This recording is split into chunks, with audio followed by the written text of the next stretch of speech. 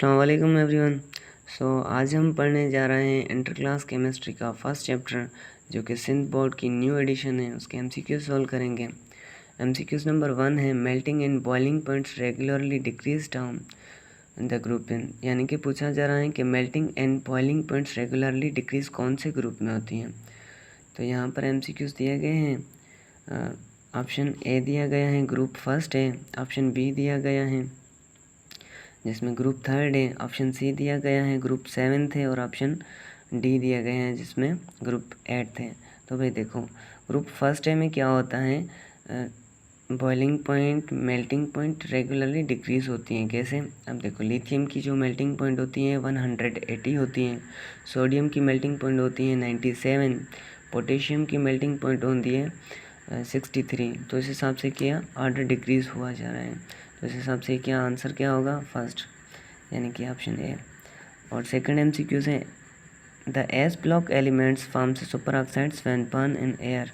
तो S block elements में से वो कौन से एलिमेंट है यहाँ पर जो कि सुपर ऑक्साइड बनाते हैं यहाँ पर। तो option A lithium, option B sodium, option C potassium, option D magnesium. तो भाई देखो पोटेशियम को जब ऑक्सीजन के साथ यानी कि O2 के साथ रिएक्ट कराएंगे तो वो सुपर ऑक्साइड बनाता है। और क्वेश्चन नंबर 3 है यहाँ पर the journal formula of nitrates for alkaline earth metal is. तो जर्नल फार्मूला पूछा गया है। फार्मूला तो हमने पहले भी चैप्टर रीड करने के दौरान बोला गया था और हम ऐसे भी याद करते हैं। तो वहाँ पर क्या नाइट्रेट्स उनमें ऑप्शन क्या आएगा, ऑप्शन तो वैसे दिए गए हैं, ए दिया गया है Mn3, ऑप्शन बी दिया गया है M2N3, ऑप्शन सी दिया गया है जिसमें M3N और ऑप्शन डी में M3N2। तो क्या है यहाँ पर जो नाइट्रेट्स बनते हैं ना, nitrates are form when alkaline earth metal या फिर alkali metals react with nitrogen, तभी नाइट्रेट्स बनते हैं। तो यहाँ पर क्या ये मेटल होंगे, वो मेटल जो है नाइट्रोजन से जब रिएक्ट करते हैं तो नाइट्रेट्स बनते हैं, लेकिन उनका फार्मूला क्या है M3N2। तो करेक्ट आंसर क्या होगा यहाँ पर, डी। तो एमसीक्यूज नंबर 4 है the alkali metals that gives a yellow colour during a flame. तो फ्लेम टेस्ट की जब बात कर रहे हैं तो यहाँ पर अल्कली मेटल में से वो कौन सा मेटल है, यानी कि वो कौन सा एलिमेंट है जो कि फ्लेम टेस्ट में जब चेक करते हैं तो वो येलो कलर की फ्लेम देता है।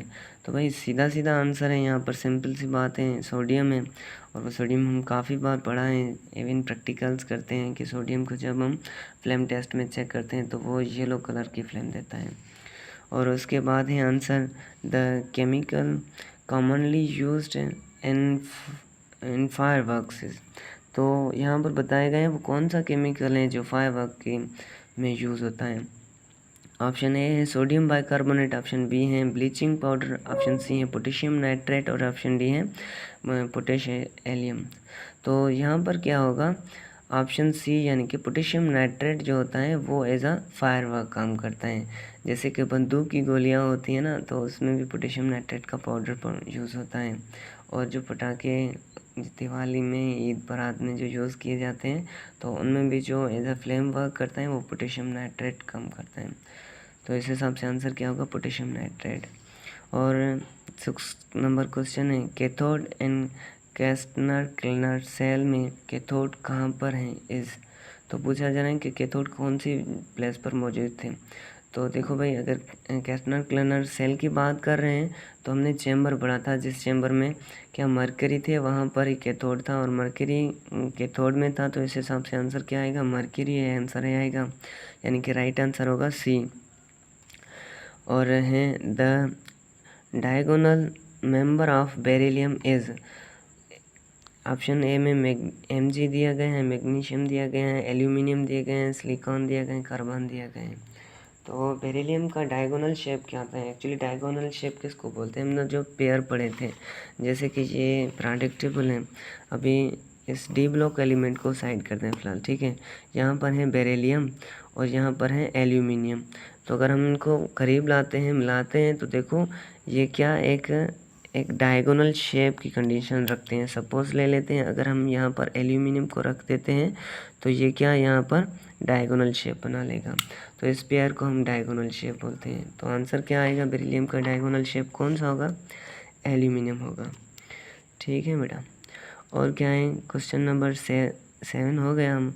और क्वेश्चन नंबर 8 है, the catalyst commonly used in the conversion of sulfur dioxide to sulfur trioxide during the preparation of sulfuric acid। तो सल्फ्यूरिक एसिड की प्रिपरेशंस में जब हमने कंजर्वेशन पढ़ी थी सल्फ़र डाइऑक्साइड की, सल्फ़र ट्राइऑक्साइड की, तो वहाँ पर वेनेडियम पेंटा ऑक्साइड यानी कि V2O5 वही कैटलिस्ट यूज़ किया गया था। V2O5 की अगर हम रिएक्शन की बात करते हैं तो 2SO2 लिखा था, 2SO2 + O2, और वहाँ पर रिवर्सिबल रिएक्शंस में V2O5 यानी कि वेनेडियम पेंटा ऑक्साइड जो कि एज अ कैटलिस्ट वर्क करता है, वो 500 सेल्सियस डिग्री टेम्परेचर पर जो है उनको हीट करके एज अ कैटलिस्ट यूज़ किया गया था, तो वो रिएक्शन कंप्लीट हुआ था। तो इस हिसाब से आंसर क्या होगा? A, vanadium penta oxide, right answer.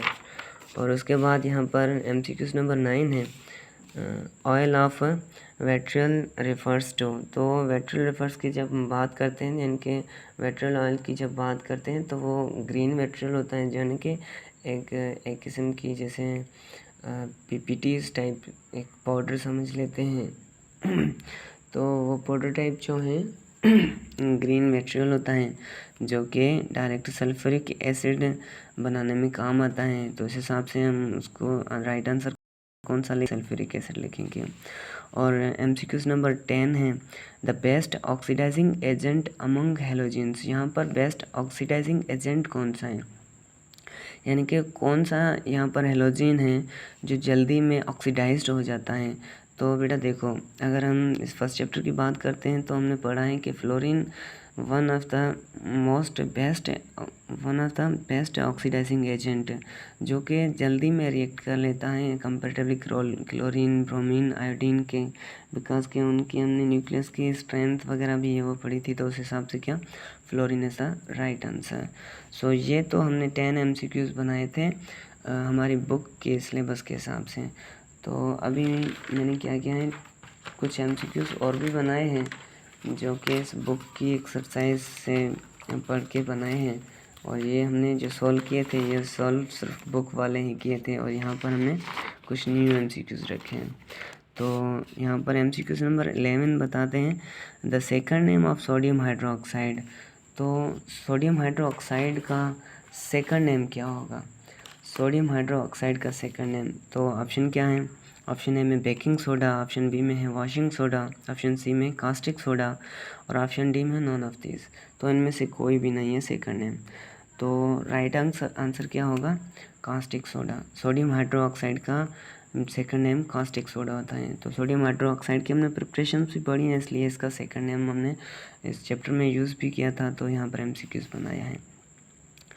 और 12th नंबर MCQs हैं, Castner Kellner cell use for production of NaOH। यहाँ पर एक बात की है कि कैस्टनर क्लीनर सेल जो यूज़ किया गया था प्रोडक्शन ऑफ NaOH यानी कि सोडियम हाइड्रोक्साइड की प्रिपरेशन के लिए, इन दिस प्रोसेस NaCl, यहाँ पर इस प्रोसेस में जो NaCl हैं वो इज़ एक्टिंग एज, वो किस तरीके से एक्ट कर रहा था, NaCl का यहाँ पर क्या काम था इस सारे प्रोसेस के अंदर।